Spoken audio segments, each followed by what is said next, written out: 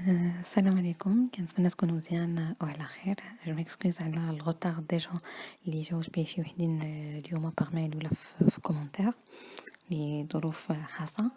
وثانيا اذا كان كنتو باغيني نهضر لكم بالضبط على شي سوجي ولا شي موضوع اللي كيهمكم حاليا، قولوها لي في كومونتير ولا باغ ميل باش نوجد لكم فيديو عليه. وما تنساوش اذا كان كيعجبكم الكونتوني بيان سور انكم تابوناو فوق لاشين.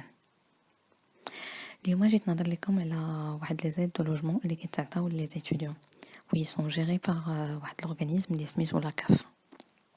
نورمالمون بور لي زيد دو لوجمون كاينين ثلاثه الانواع، كاين دي زايلس، كاين دي زايلف اي دي زابيل. Bon, je peux vous dire brièvement كل وحدة c'est-à-dire كاينة les ALS, allocations de logement à caractère social, les ALF ce sont des allocations de logement à caractère familial ou les APL et la plupart اللي كيتعطاو منهم les étudiants ce sont des aides personnalisées au logement. Je peux vous dire globalement la différence entre les APL, les ALS, les ALS, c'est généralement par rapport aux situations et s'il s'agit d'un logement conventionné ou pas, et également par les financeurs de ces aides, c'est-à-dire les ALS, ils sont financés par le Fonds national des prestations familiales, alors que les APL ou les ALS, ils peuvent être gérés à la fois toutes les deux par le Fonds national d'aide au logement, ou les APL, donc c'est presque pareil. Et c'est destiné généralement pour les étudiants. Donc معليش ندخلوا بزاف في هاد لي ديتاي هادو. L'essentiel qu'il faut savoir c'est que une fois que تكون étudiant عندك un logement, que ça soit en location ou la sous-location ou une résidence étudiantine ou la résidence Crous, tu peux faire une demande aux APL automatiquement. Et avant d'entamer vraiment la procédure ou bien la démarche de la demande d'Estrada en ligne, ce qui est plus pratique d'ailleurs, كاين واحد جوج الامور اللي ضروري بنادم خاص يرد لهم البال. C'est qu'il faut différencier ما بين un logement qui est meublé et un logement qui est non meublé. C'est-à-dire la grande différence اللي كتوقع c'est que le logement meublé من كتبغي تكيتيه généralement un préavis فيه un mois. Par contre, mais qui compte un logement qui est non meublé, le préavis dialogue, par contre, il est de 3 mois. Donc, il faut faire bien gaffe à cet élément. Vraiment, il est très essentiel de bien checker le contrat et de bien checker vraiment la composition de le logement dialogue. Parce que quand il y a la loi qui a bien clarifié l'état sur un logement meublé. Par exemple, il y a un logement qui le contrat meublé ou فيه juste une chaise, فيه juste armoire, مريوط الحوايج ولا ما نهضروش على بلاكار مي بلوتو ان ارموار يعني اللي كيتحط كيتبوزيسيونا في الارض ولا باردون وعندك غير ان لي كرسي طبله وعليش تاكل باغ اكزومبل وما كاينش لي زوستانسيل دو كويزين هذا سي با ان لوجمون كي مeublé باسكو لا لوا كانت خرجات في 2015 اللي حدات بان اللوجمون مeublé خاص يكون فيه واحد فريمون اون ليست. C'est-à-dire avoir فراش, ثلاجة, مريو, كرسي, طبلة, ça fait pas partie d'un logement meublé. Mais il faut avoir vraiment quelques ustensiles de cuisine, des étagères, des luminaires, etc. Ou un matériel d'entretien ménager. C'est-à-dire il y a les éléments qui m'a حاولت ندير لكم capture d'écran من le site ديال service public باش تعرفوا un peu en détail ce que c'est qu'un logement meublé. وباش تعرفوا باللي فراش ثلاجة مريو ولا غير كرسي طبلة c'est pas forcément un logement meublé. Un logement meublé il doit contenir ça principalement.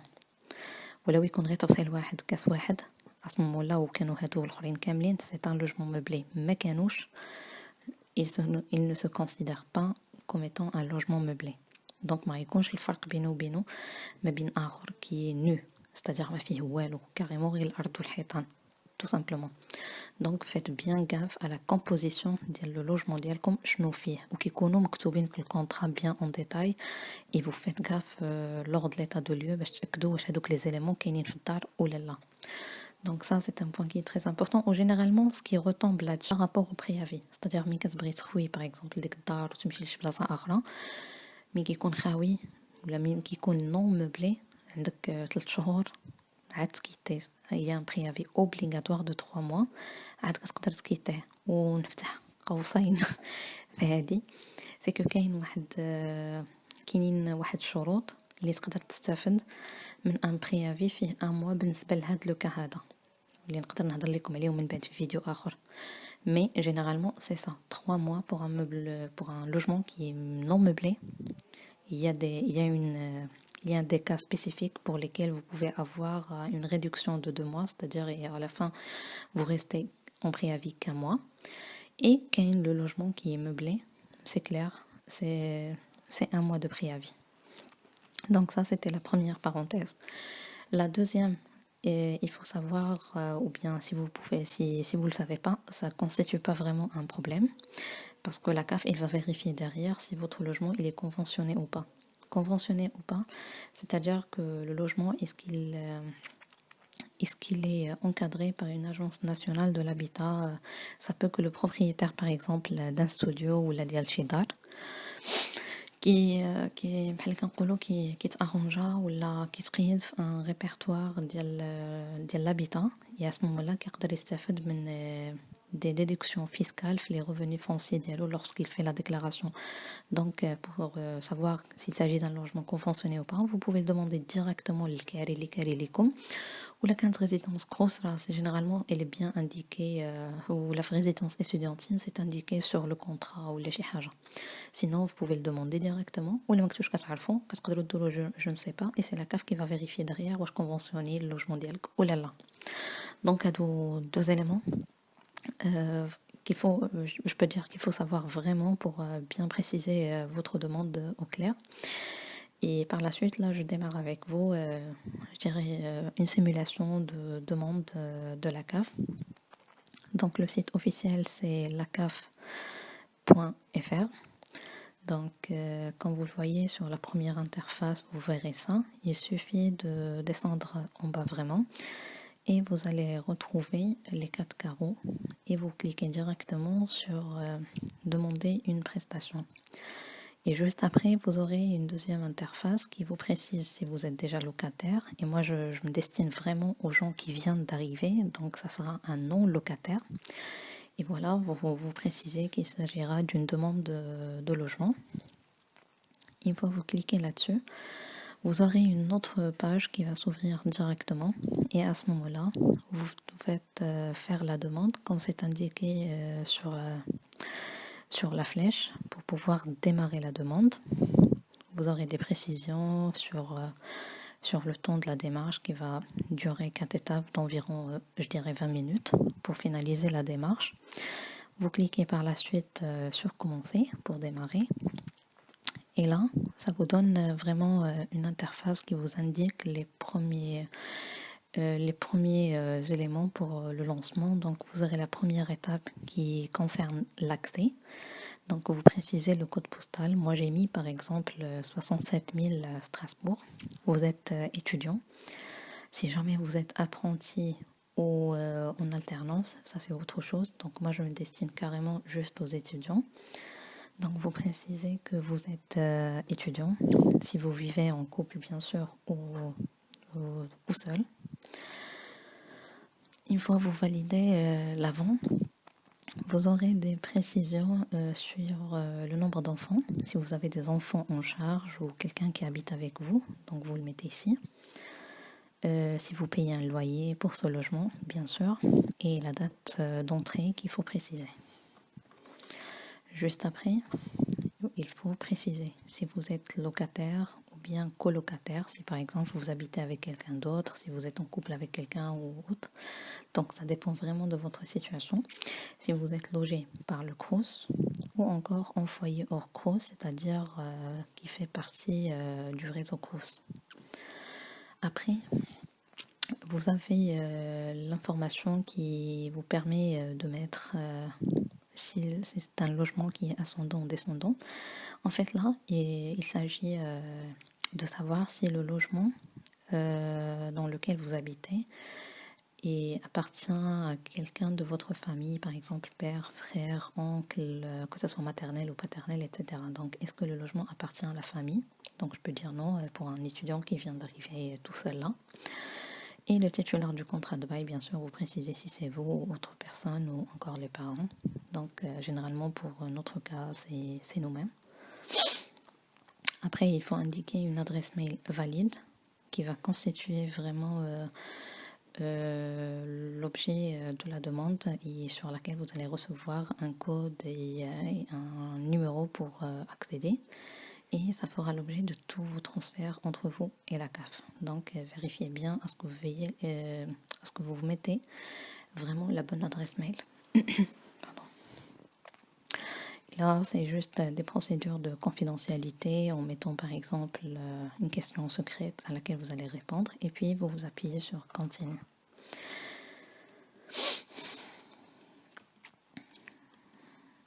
Juste ensuite, en mettant continuer, vous allez checker en fait votre mail et vous allez recevoir normalement un numéro qui est appelé un numéro d'enregistrement qui est provisoire. Pardon. Alors je disais pardon, vous allez checker la boîte mail ديالكم اللي استعملتوا غيكون فيهم un numéro que vous avez reçu de la part de la CAF. Donc vous allez le mettre ici comme c'est comme indiqué avec la flèche. Une fois que درتوه غادي cliquez bien sûr sur continuer. Encore une fois, il vous rappelle la durée de traitement ou bien la durée de la continuité de la saisie de la demande. Vous appuyez par la suite sur continue. Et donc, à ce moment-là, vous aurez une interface où vous allez indiquer votre prénom, bien, et le nom de famille, c'était bien en haut aussi, la date de naissance, le numéro de sécurité sociale que vous avez pu obtenir après l'inscription et l'enregistrement de votre demande auprès de la sécurité sociale. Donc, automatiquement, vous l'avez sur vos papiers. Le pays, bien sûr, de naissance, la ville, la nationalité, etc. Le nom du père, la mère, comme vous voyez. Si vous arrivez de l'étranger, oui, c'est le cas. Et la date d'entrée en France qui est généralement checkée ou sur votre passeport. Donc, vous l'indiquez précisément. Une fois que vous appuyez sur valider, ils vont vous poser la question par rapport à la situation familiale. Si vous attendez un enfant, une fois répondu, vous appuyez sur continue bien sûr. Et vous aurez une autre information qui est demandée si vous recevez des prestations familiales d'un autre organisme, par exemple, si vous avez une autre aide, etc. Mais pour un étudiant qui vient d'arriver, ça ne sera pas le cas. C'est pour cela, généralement, c'est non. Et puis, vous appuyez sur continuer. Donc, vous confirmez à nouveau que vous êtes étudiant. Si vous êtes boursier, vous précisez oui. Si c'est non, c'est non. Après, si vous êtes affilié à la sécurité sociale étudiantine, en fait, c'est le cas pour nous, les étudiants. Donc, vous cliquez bien sur la première catégorie. Par la suite, vous appuyez sur continuer pour valider la démarche. Il demande à nouveau la date d'entrée dans le logement qu'on a déjà saisi au début. Si on connaît bien sûr la date de départ, si on ne la connaît pas, on le met non. Il rappelle à nouveau du code postal, mais cette fois-ci, on nous demande l'adresse à laquelle on demande et qui fera l'objet d'une demande d'aide au logement. Donc, une fois que vous la saisissez ici, vous appuyez sur continuer.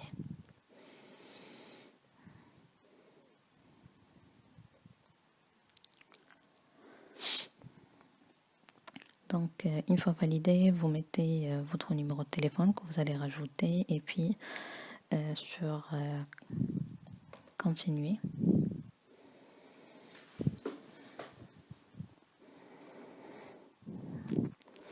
Et là, à ce moment-là, on arrive aux coordonnées bancaires. Il faut obligatoirement, bien sûr, avoir le RIB. Donc, vous remplissez ces éléments-là et puis vous passez sur continuer pour valider. Eux, automatiquement, ils ont un système de vérification. Ils vérifient votre IBAN et RIB s'il est bien valide.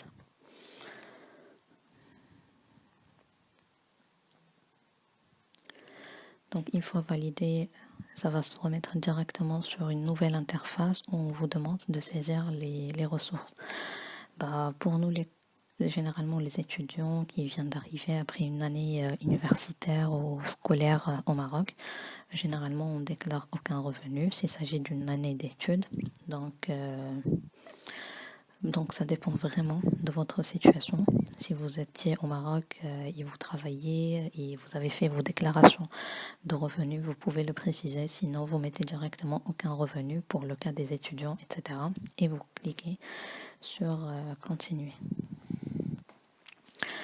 Donc, une fois validé, il vous pose la question si vous avez un bien immobilier. Donc, en général, la plupart des étudiants là, ils n'ont pas de patrimoine immobilier. Donc, on met non. Donc, tout dépend de votre situation ou vraiment vous répondez au clair. Une fois validé, il retourne sur le type de logement. S'il s'agit d'un studio, appartement, etc. La surface, il est indiqué sur le contrat. Et puis, vous précisez s'il s'agit d'un logement meublé ou non. Si vous êtes en colocation à nouveau, ils veulent avoir la confirmation si vous habitez seul, etc. Donc, il y a un certain rappel. Vous mettez le montant du loyer que vous payez hors charge ou bien avec charge pour vraiment mettre bien les choses au clair. Puis la date de début du contrat de bail, le premier mois que vous avez payé. Et puis vous appuyez sur continuer. Une fois validé, vous louez si c'est chez un particulier, si votre bailleur, en fait, la personne qui vous loue l'appartement ou le studio, il habite ici en France, etc. ou ailleurs. Donc vous allez passer à la saisie de ses propres coordonnées à lui. Et eux, ils vont vérifier bien sûr s'il s'agit bien d'un bailleur.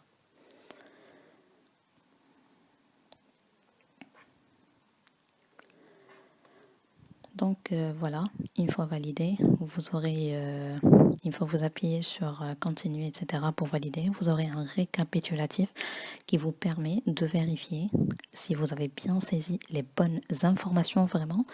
Et à ce moment-là, vous n'allez qu'à mettre continuer pour passer à la page suivante encore une fois sur le détail et vous aurez la fin de la construction de la demande où ils vous remettent en rappel les conditions d'utilisation du service de la CAF. Il suffit de cocher que vous avez pris connaissance et puis vous appuyez sur valider. Une fois que vous appuyez sur valider, vous serez carrément à l'étape 4 qui est la dernière. C'est juste, il vous confirme que votre demande a été bien enregistrée et vous allez automatiquement recevoir un mail qui confirme que votre demande a été bien enregistrée. Donc vous pouvez télécharger ce document-là et vous pouvez fermer votre situation. Je reviens vers un point aussi par rapport aux pièces qui sont demandées. Ça peut, avant de passer à la phase 4, on vous demande de mettre en pièces jointes les documents.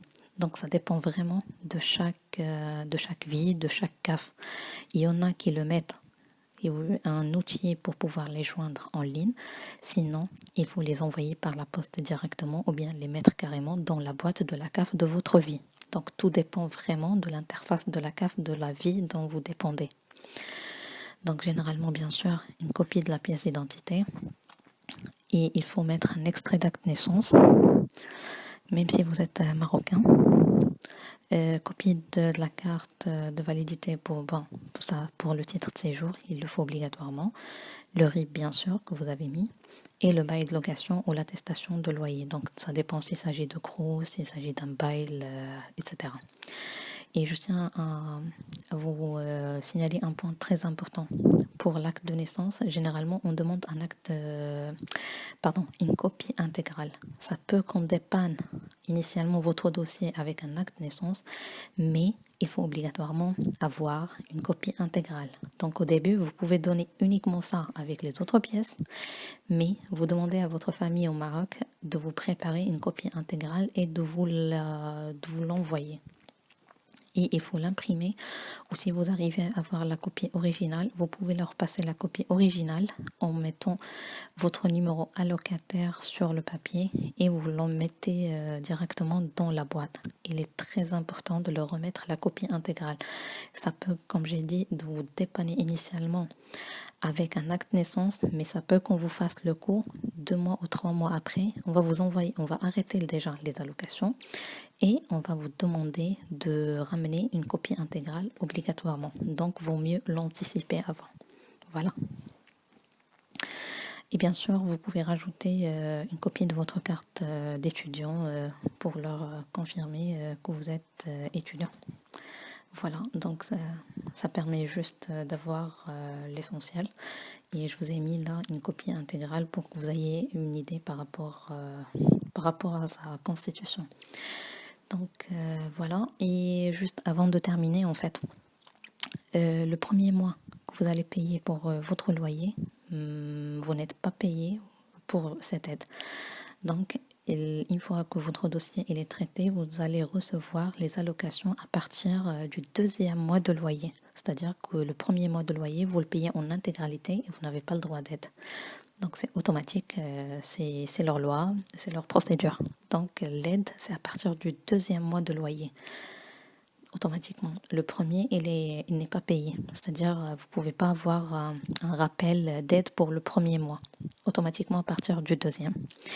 Et généralement, ça se traite 5 semaines, 6 semaines. Et encore une fois, ça peut que ça sera vraiment en 2 semaines, en 3 semaines même. Ça dépend vraiment de chaque CAF, de chaque organisme, de chaque vie et l'état de dossier qu'ils ont. Voilà. C'était vraiment l'ensemble des informations que je voulais partager avec vous. Si jamais il a عندكم d'autres questions ولا بغيتوا شي حاجه ندوي فيها بالضبط خليوها لي en commentaire وما تنسوش تابوناو الا كان كيعجبكم الكونتوني. Merci, bon courage, au revoir.